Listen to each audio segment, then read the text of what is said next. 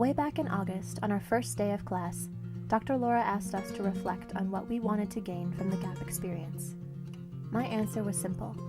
I wanted to be jolted awake about the world around me, and to have a fire lit beneath me. In the 3.5 months that followed, I quickly discovered that lighting that fire would not be difficult at all. In fact, the real challenge would be keeping it at bay, and making sure the flames didn't burn me. Before coming to live and learn in Guatemala, I was no stranger to such flames, the feelings of discouragement and frustration that inevitably come with studying social issues. I had plenty of practice with handling them in Chicago and Albuquerque, as we dug deep into the many injustices that marginalized people have suffered for centuries, the repercussions of which they continue to battle against today. While digesting these issues was emotionally challenging, to say the least, it did little to prepare me for the grotesque details of Guatemala's incredibly heavy past and present, which we unpacked at length this November.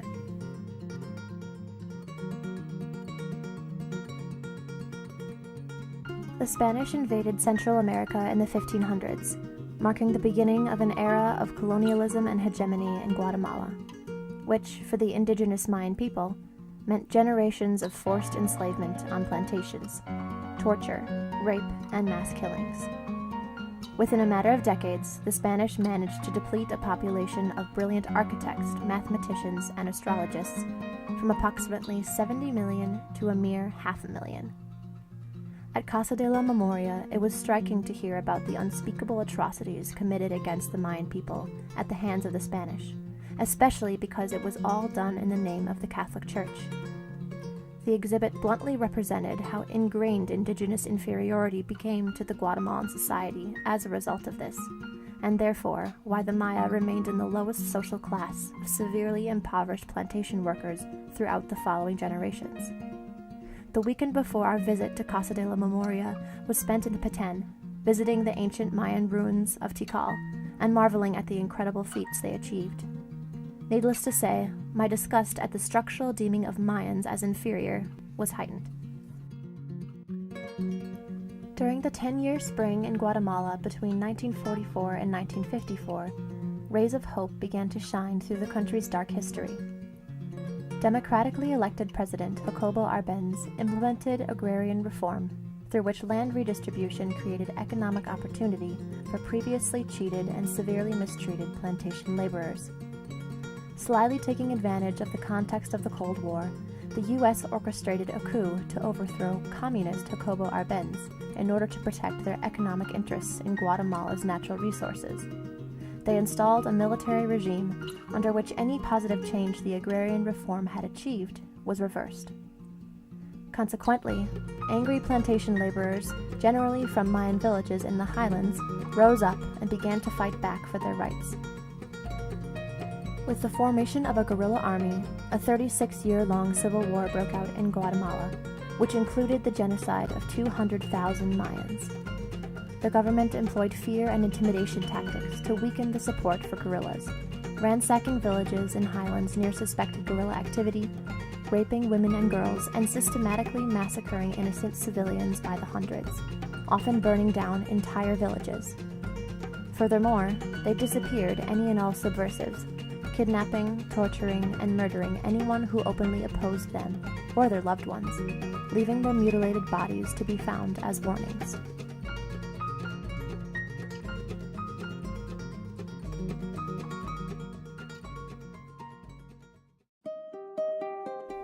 Reading and discussing the testimonies of massacre survivors told in Buried Secrets and Silence on the Mountain was disturbing and often caused me to have nightmares.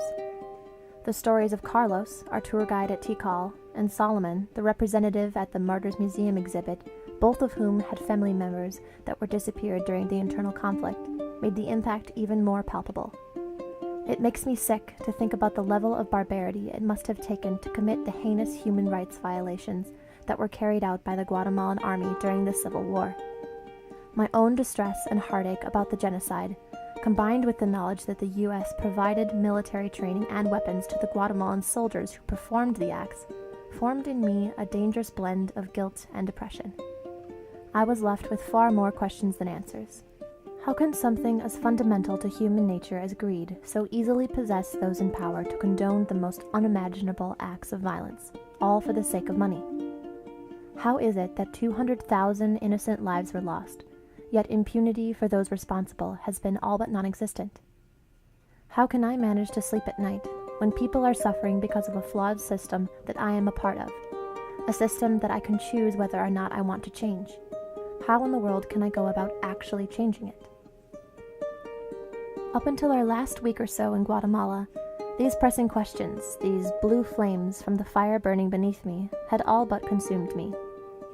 My privileged way of life, where service hours are just a box to be checked and required for high school graduation, had left me unequipped to sit with harsh truths and lean into discomfort, to cope with the social issues in Guatemala. In the words of Deborah Dunn in her article on Bearing Witness, our natural response when confronted with pain or tragedy is either to look away or to do something. We don't know how to see the pain of others. But one day, as we were preparing to leave the USAC campus in Guatemala, Ronald said something that I will remember for the rest of my life. He said, "Our greatest revenge is our happiness." After hearing his words, I realized that I was approaching it all wrong. The answers I was looking for had been right in front of my face since the minute we arrived at La Casona.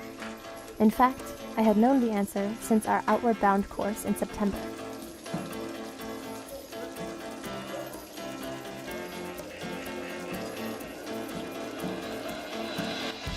We spent the first month of the Gap experience learning how to build and maintain communio within a small group, how to live and work as one unit, to practice honest communication, celebrate our differences, and to demonstrate mutual peace and respect.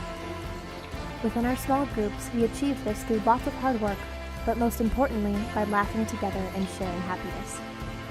The laughter and happiness that saved us all after a big vomit is the same laughter and happiness that Ronald was referring to. It is in the small things where we see the goodness of the world. The pride in a campesino's eyes as he tells us what his daughters are studying in college. The hugs from fellow students at the end of a long day.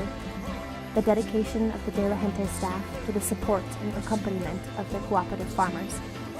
Laughter reaching across language barriers during an intense game of Uno.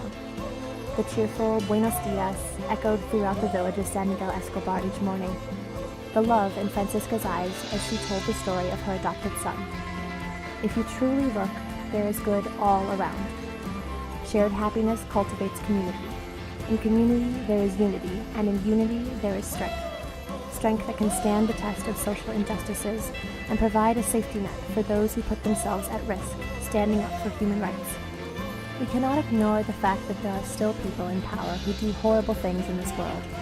People blinded by greed that we might unknowingly be supporting. However, if we let guilt fester, it will lead to paralysis.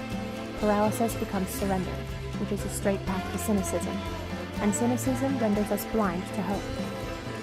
Because communio provides space where goodness thrives, therefore the happiness that Ronald speaks of is not only our best revenge on those who took it away in the first place. It's an effective starting point in fighting the corrupting forces of greed.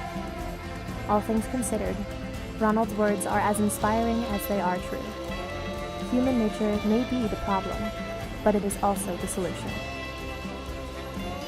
The fire of compassion and action beneath me still rages, but when it gets too hot, I will have this reassurance of communio with which to soothe the burns.